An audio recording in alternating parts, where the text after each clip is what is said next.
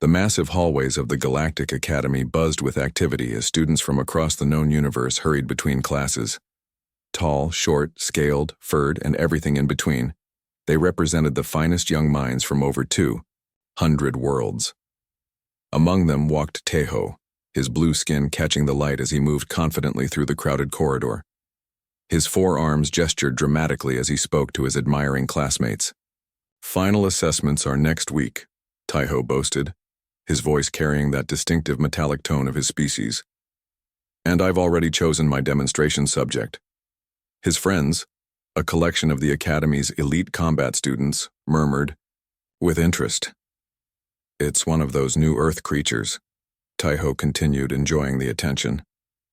"They just joined the Confederation last month. Apparently they think they're ready to join Galactic Society." He laughed, a sound like small bells. "Humans?" asked Nari, her cat-like eyes narrowing with curiosity. "I've heard they're quite fragile. Barely a century of space travel. Still using chemical rockets when they joined." "Exactly." Tejo nodded, emphatically. "Perfect for showing off the 7th form's subdual techniques. The instructors will be impressed when they see how smoothly I can control such a primitive species without causing harm." The group rounded a corner and entered the Grand Atrium, where representatives from newly admitted worlds often made appearances. A small crowd had gathered near the visitors' platform, and Tejo pushed forward, his friends following in his wake. On the platform stood a single human in a dark blue uniform. He wasn't particularly imposing, average height, with short black hair and a calm expression. The nameplate on his chest read, "Captain Kim." "That's him," Tejo whispered excitedly. "The human cultural attaché. He's been giving lectures on Earth's history to the diplomatic corps students." "He looks ordinary," observed Dory, their combat instructor who had silently joined the group. "Perhaps too ordinary." Tejo glanced at his mentor. "That's the point. Their species has no natural defenses, no claws, minimal strength, dull senses. They're supposed to be intelligent, but how smart can they be if they spent most of their history fighting each other?" Dory's expression remained neutral. "Intelligence takes many forms, student Tejo, as does strength." "Watch this," Tejo said, ignoring the warning as he pushed through the last few onlookers. Captain Kim had just finished answering questions about Earth's climate zones when Tejo stepped forward. All forearms held in the formal challenge position recognized throughout the Confederation. "Earth representative," Tejo announced loudly, silencing the atrium. "I am Tejo, advanced combat arts student. As part of my final assessment, I must demonstrate superior control techniques on various species. I formally request your participation in tomorrow's demonstration session." The human turned, studying Tejo with eyes that betrayed no emotion. Around them, students whispered excitedly. Humans were still curiosities, and seeing one participate in a combat demonstration would draw a huge audience. "What would this demonstration involve?" Kim asked, his voice steady and surprisingly deep. Tejo smiled confidently. "Nothing harmful. Simply a display of standard subdual techniques from the 7th combat form. I would demonstrate how to safely neutralize a human opponent. It would be educational for everyone, including yourself." Kim's expression didn't change, but something shifted in his posture. It was subtle, so subtle that only Dory seemed to notice, her eyes narrowing slightly as she watched. "I see," Kim said after a moment. "And this is part of your academic evaluation?" "A critical component," Tejo confirmed. "Most students use holographic opponents, but real demonstrations are much more respected by the assessment committee." The human looked around at the gathering crowd, then back at Tejo. "Very well. I accept your invitation. Where and when?" Tejo couldn't contain his pleased expression. "The main combat arena tomorrow at midday. Training garments will be provided." As the crowd dispersed, excited chatter filled the atrium. Tejo's friends congratulated him on securing such an interesting demonstration subject. Only Dory remained quiet, watching the human as he calmly returned to answering questions about Earth. "This was an excellent choice," said one of Tejo's classmates. The committee will be impressed by your cultural sensitivity in working with a new species. And everyone will attend, added another. Nobody's seen what humans can do physically. The arena will be packed. Taiho smiled, already imagining how the demonstration would enhance his reputation. As the group walked away, Dory finally spoke. Student Taiho, what research have you conducted on human physical capabilities? Taiho waved a dismissive hand. The standard briefing data. No special abilities, no enhanced strength. Typical Class 3, endurance rating for their gravity level. Why? Something about that human's response, Dory began. Don't worry, instructor, Taiho interrupted. I'll be careful with their representative.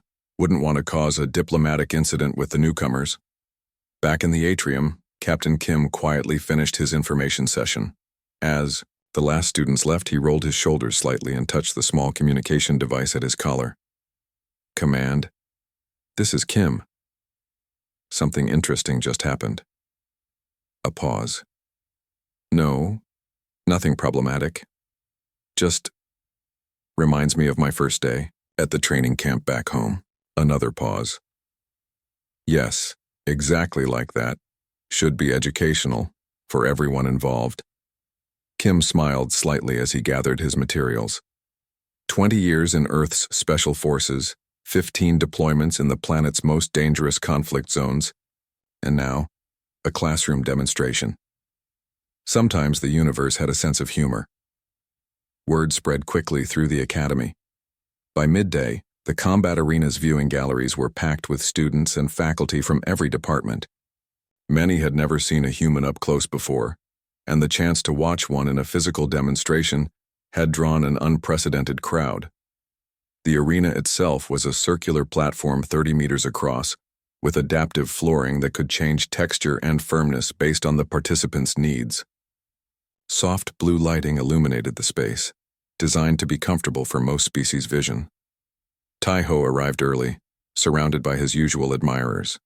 He wore the traditional combat garb of his people, a close-fitting suit that left his forearms free to move in their full range of motion. His blue skin seemed to shimmer under the arena lights as he performed warm-up exercises, each movement precise and flowing into the next. "Where is your human?" asked June, one of Taiho's classmates. Perhaps he reconsidered? Taiho smiled confidently. He'll be here. Their species places great importance on keeping commitments. It's in the cultural briefing materials. From her. Seat in the instructors section. Dory watched the preparations with unusual interest. Beside her sat the Academy's combat arts director, an ancient being from one of the founding worlds of the Confederation. You seem concerned about this demonstration, the director noted. Dory nodded slightly. Something about the human's reaction yesterday. It wasn't fear or confusion. It was recognition. Recognition of what? Of a familiar situation, Dory replied. I've seen that look before, in veteran warriors who've been underestimated. Their conversation was interrupted by a sudden hush falling over the arena. Captain Kim had entered, wearing the simple gray training clothes provided by the Academy. Nothing about his appearance was remarkable. Average height, lean but not obviously muscular, no visible enhancements or modifications.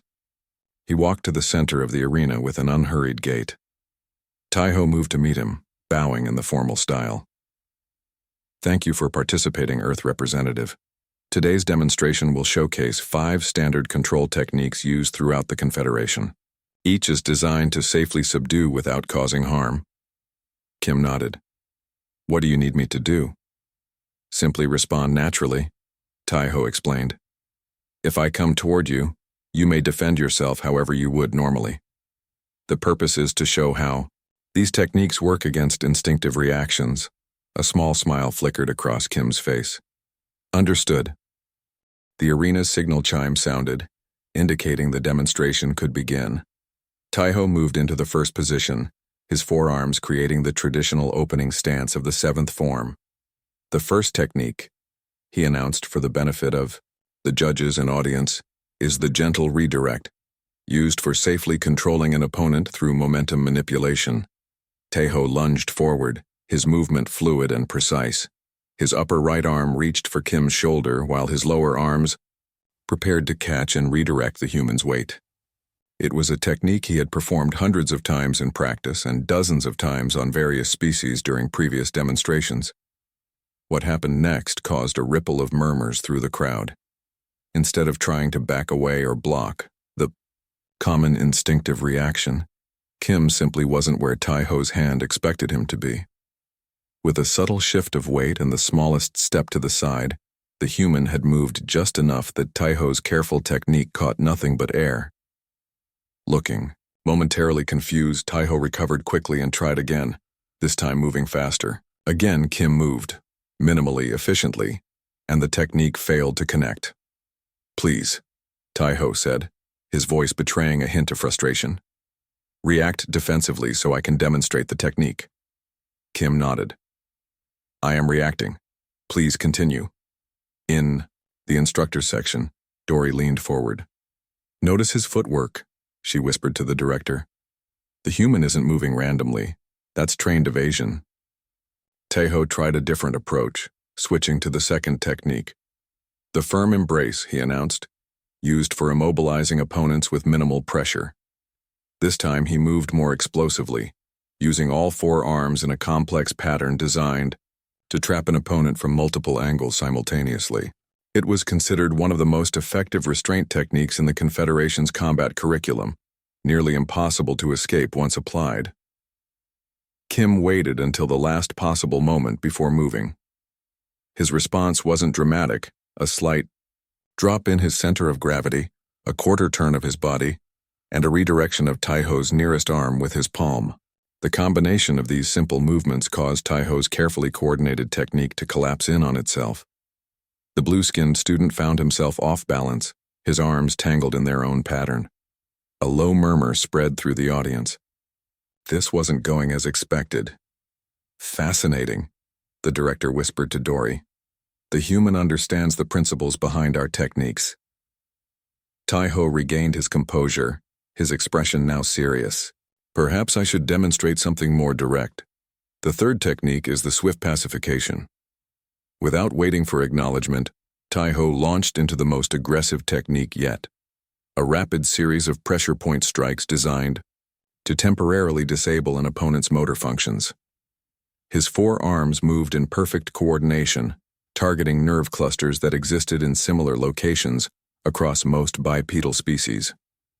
Kim's response changed as well. Instead of merely evading, he began to actively counter. Each of Tai-Ho's strikes was met with a deflection or block. The human's movements were economical. No wasted motion, no flashy techniques, just simple, effective defense that made Tai-Ho's advanced form look increasingly frantic. "He's not even attacking," someone in the audience whispered loudly enough to be heard. "He's just not letting himself be hit." Sweat began to appear on Tai-Ho's brow. He had never encountered resistance like this, especially not from a species considered physically unremarkable. He paused, all four arms returning to ready positions. "You have training," he stated, not asking a question. Kim nodded. "Yes." "What combat form does your species practice?" Tai-Ho asked, genuine curiosity breaking through his frustration. "Many," Kim replied simply. "Thousands of years, thousands of styles. I personally know 7 different Earth combat systems." The revelation caused another wave of whispers among the spectators. Multiple combat systems on a single planet?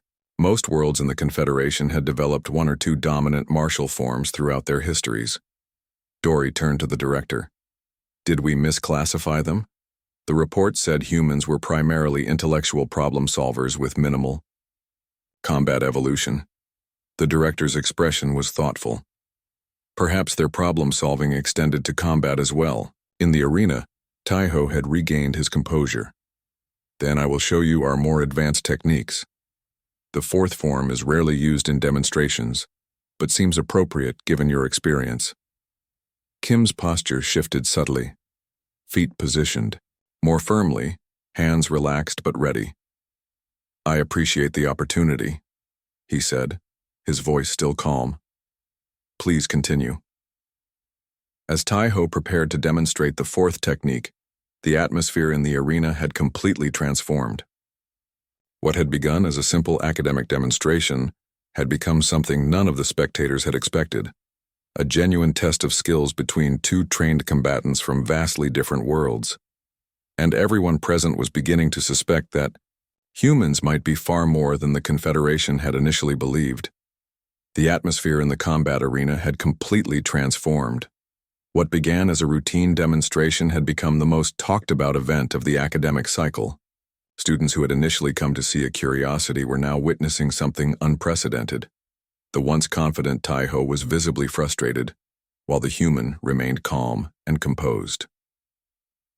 "The fourth form," Taiho announced, his voice carrying a new edge of determination, uses environmental awareness and multi-vector approaches. Without further explanation, he launched into a complex series of movements. This time, Taiho didn't just use his four arms but incorporated his entire body. He circled quickly, creating angles of attack that would confuse most opponents.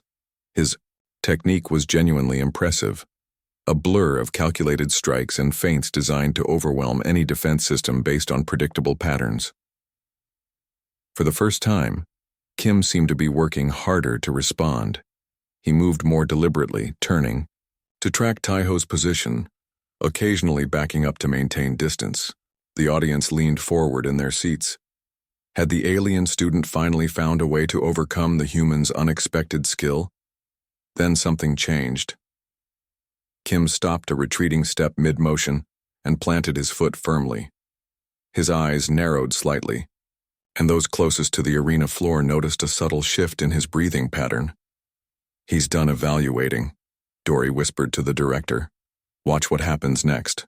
Taiho, sensing an opportunity, committed fully to his next attack, a sweeping four-armed grapple that should have trapped the human completely. Instead, Kim stepped directly toward the attack. His hands moved with precise efficiency, redirecting one of Taiho's arms into the path of another. In the span of 2 heartbeats, he had created a cascade of interference in Taiho's carefully coordinated movement. The blue-skinned student stumbled, momentarily tangled in his own limbs. Before he could recover, Kim had moved again. With what looked like minimal effort, he guided Taiho's momentum downward, using the alien's own weight and force against him. Suddenly, somehow, Taiho found himself on one knee, 2 of his arms effectively immobilized by nothing more than the precise pressure of Kim's hands at key leverage points. The arena fell silent. "That's..." Taiho started, genuinely shocked. "A counter technique," Kim finished for him, releasing his hold and stepping back respectfully. "On Earth, we call this principle Aikido, one of many systems focused on using an opponent's energy against them." Taiho rose slowly, his expression a mixture of confusion and dawning respect. "You allowed me to demonstrate the first 3 techniques." Kim nodded. "I wanted to understand your approach. While I was assessing you," Taiho realized, "you were assessing me." For the first time, a genuine smile appeared on Kim's face. "It's standard procedure where I come from." The director leaned toward Dory. "This changes our understanding of humans considerably." In the arena, Taiho had regrouped. His pride was clearly wounded, but his disciplined training prevailed. "Let us continue. The 5th form is our most advanced." Kim nodded respectfully. "Whenever you're ready." What followed wasn't just a demonstration anymore, but had evolved into something more like a proper training match. Taiho abandoned the formal announcement of techniques and simply engaged, using everything in his considerable arsenal. His movements became more authentic, less performative.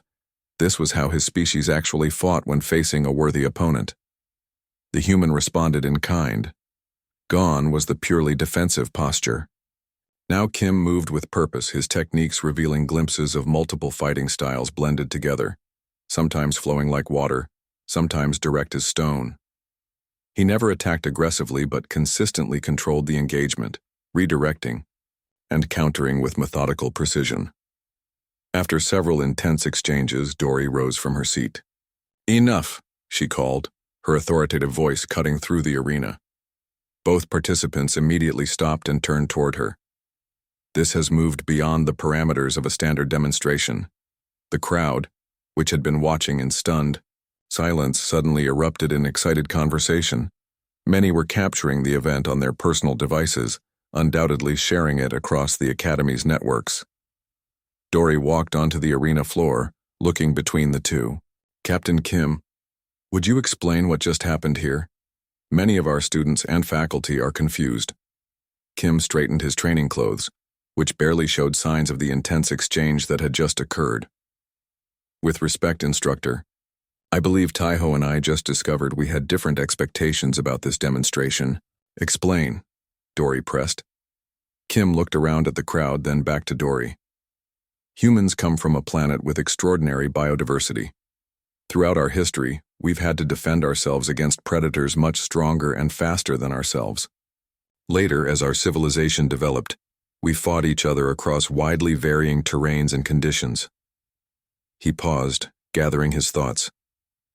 "The result was the development of thousands of different combat systems, each adapted to specific environments, body types, and situations. Some for deserts, some for forests, some for larger opponents, others for faster ones."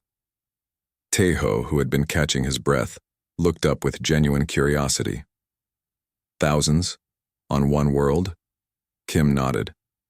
"Our species lacks natural weapons, no claws, no significant strength advantage compared to our predators, so we adapted and developed mental complexity to compensate. Fighting became not just physical, but psychological, strategic. But the information provided to the Confederation," the director began, having joined Dory on the arena floor, "was accurate but incomplete," Kim replied respectfully. "Humans are primarily problem solvers and intellectuals now, but we never lost our earlier adaptations. Most of us don't need combat skills in modern society, but some of us maintain these traditions." "Some of you?" Taiho asked, now fully invested in understanding. "What percentage?" "Millions still practice various fighting arts," Kim said. "Some for self-defense, some for sport, some for cultural preservation. I began training when I was 5 years old."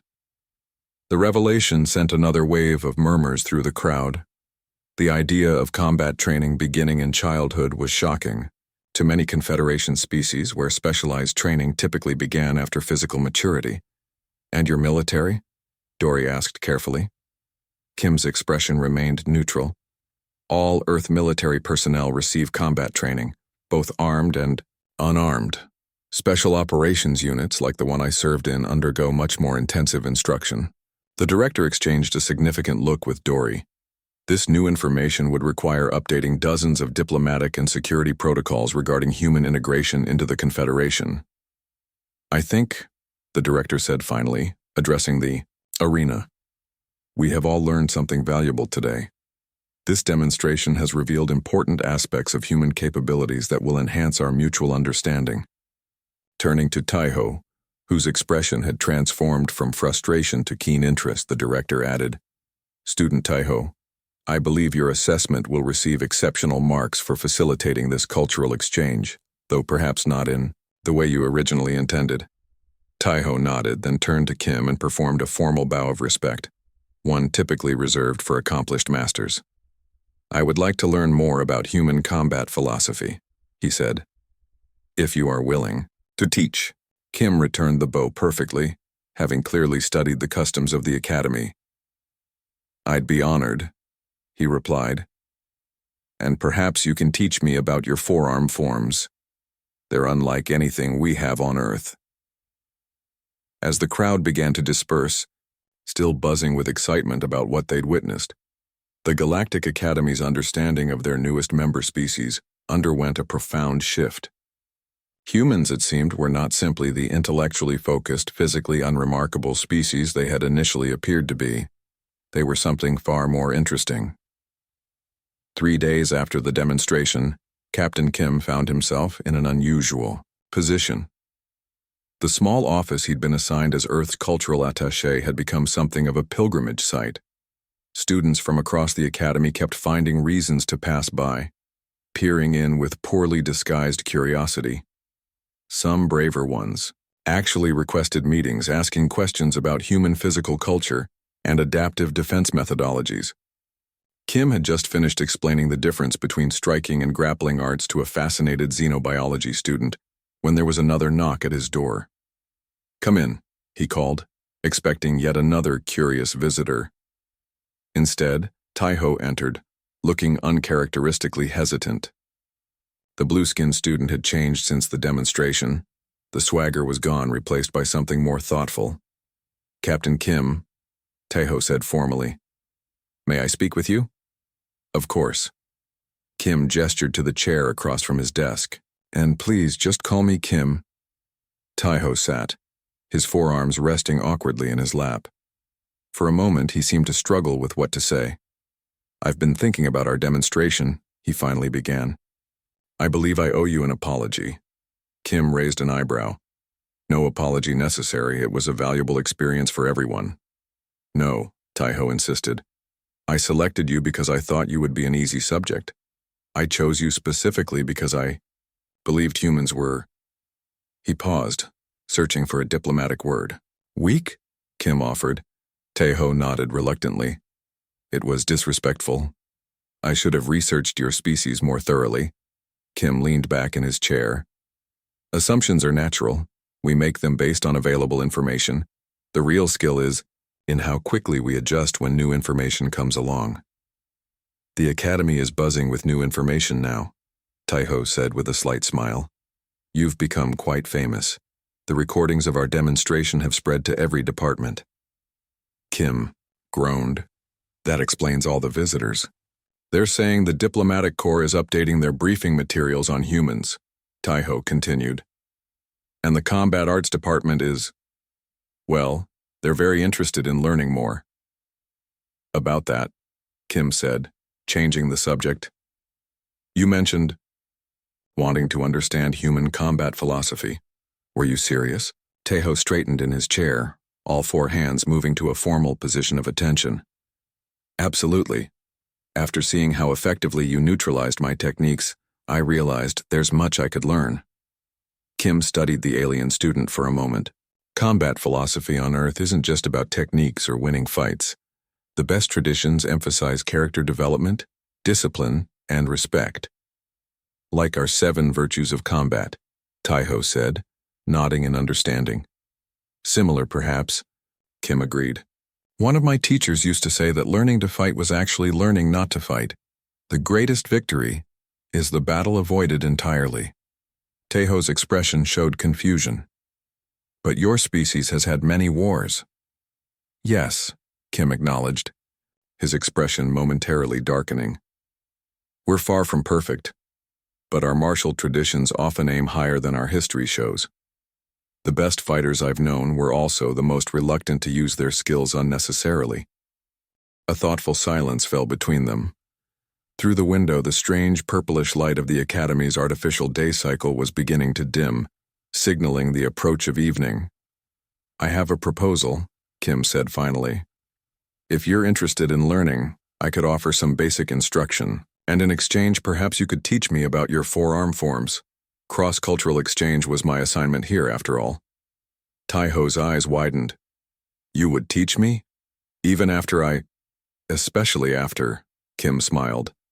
"You've already shown the most important quality, the ability to recognize when you need to learn something new."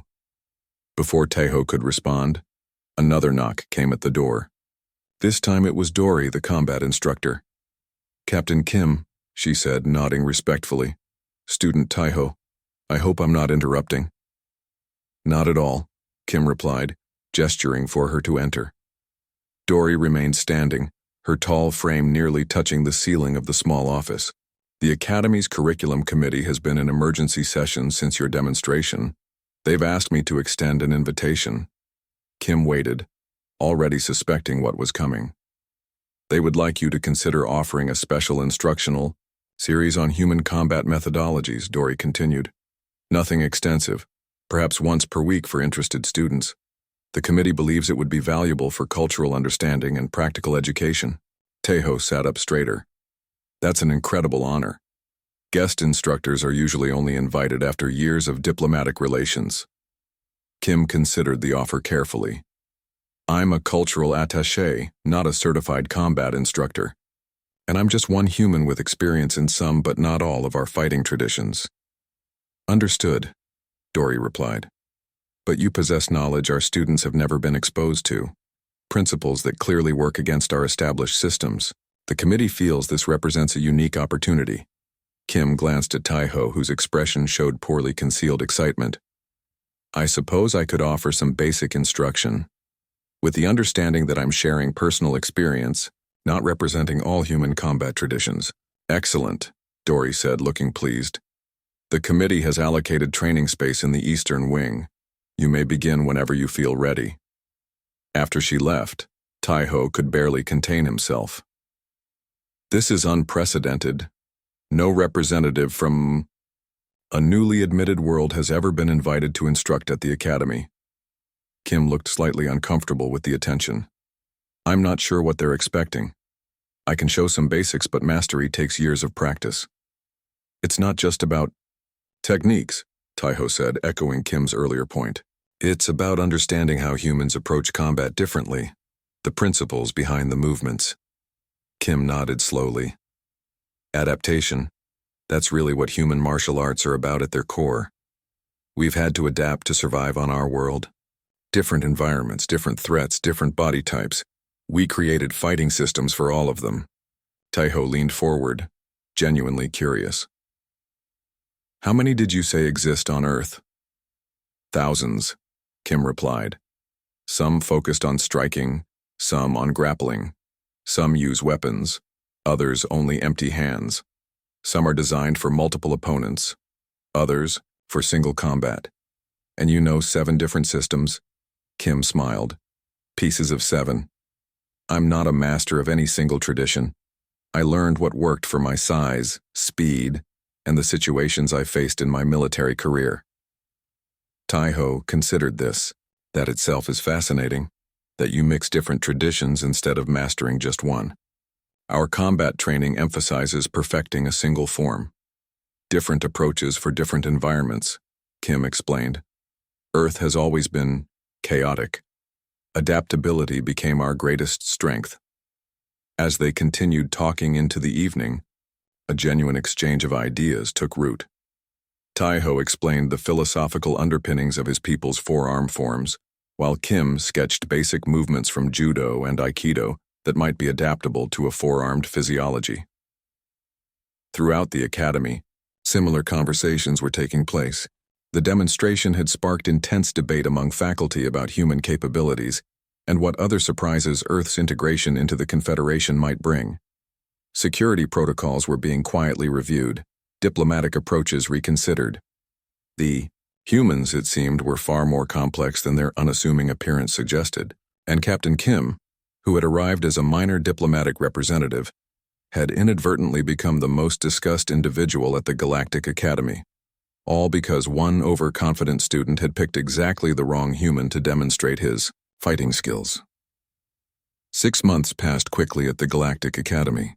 The seasons changed in the controlled biosphere, shifting from the purple-hued autumn to a crystalline winter that sparkled under the light of 3 moons. For Captain Kim, what had begun as a simple cultural exchange assignment had evolved into something much more significant. The Eastern Wing training hall was packed beyond capacity. Students sat cross-legged, perched on ledges, or hovered gently above the floor, whatever accommodations their diverse physiologies required. At the center of the hall, a demonstration area had been cleared and specially marked for today's exhibition. Never imagined it would get this big, Kim muttered, peering out from the preparation room at the gathering crowd. Beside him, Taiho adjusted his formal combat attire. The blue-skinned student had changed dramatically over the past months. His movements were different now, more grounded, more efficient. Even the way he held his 4 arms showed the influence of his human teacher. The Confederation's defense. Ministry sent representatives, Taiho noted, pointing discreetly toward a group of officials in formal uniforms. 3 high commanders and their staff. Kim frowned. This was supposed to be an academic exhibition. It is, Taiho assured him. But word has spread. What we've developed together, the blending of human adaptability with my people's multi-limb techniques, it's created something new. People are interested. Before Kim could respond, Dory appeared at the door. The combat instructor's usual stern expression had softened somewhat over the months of working alongside the human. "It's time," she announced.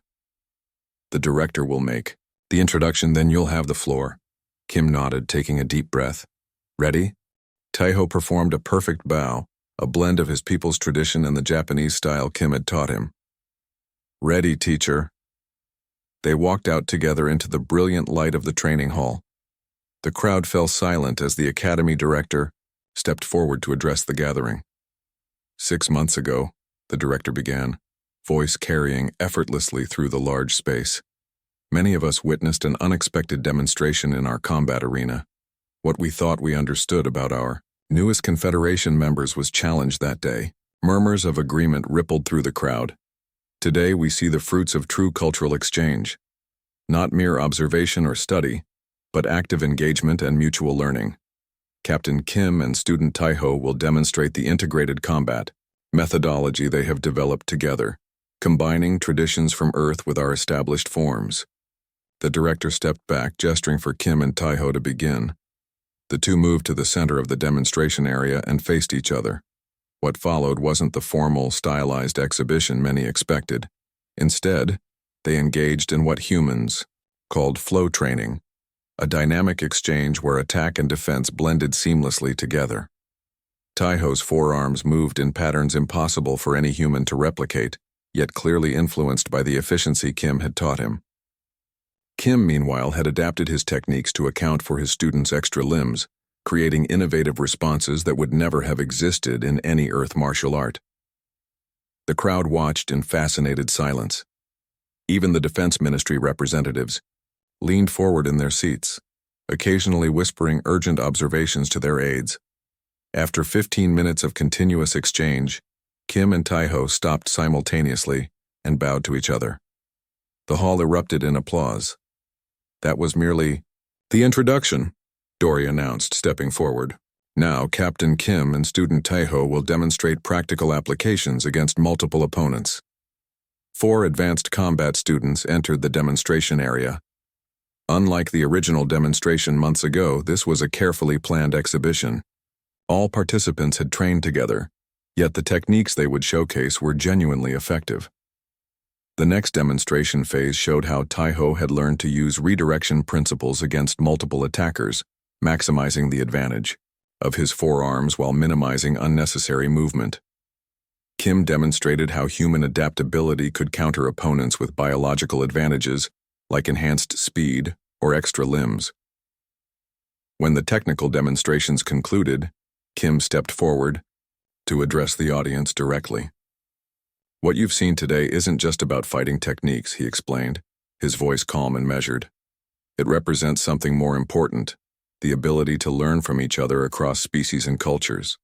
He gestured to Taiho. 6 months ago, we approached each other with assumptions.